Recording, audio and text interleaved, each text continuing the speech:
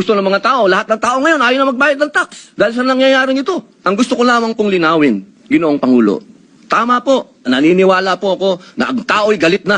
Dapat lang po silang magalit. Marami nang talagang ghost project, ang dami na pong nangyayaring ito. Pero sana po, intindihin po natin din yung mga kababayan natin sa malalayong lugar na humahanap ng hustisya. Madami pong mga kababayan natin, katulad ng mga katutubo, na humihingi din po ng hustisya yan. Pero dinadaan po natin sa batas ang pagnanakaw sa kanilang mga lupain, ang pagnanakaw sa mga mineral resources nila. Pero lagi natin sinasabi, may batas tayong dapat sundin. Paano kung isang araw gusto din nilang ng anarchy? Gusto din nilang magkagulo? Gusto din nilang lumusob sa Malacanang, pumunta ng Mindiola?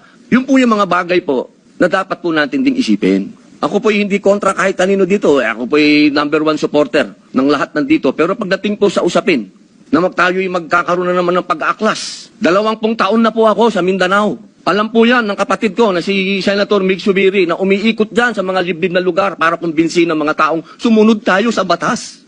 Yun lamang po, mga senador tayo. Gumagawa tayo ng batas. Ang batas kailangan sundin natin tayo mismo. Yun lamang po.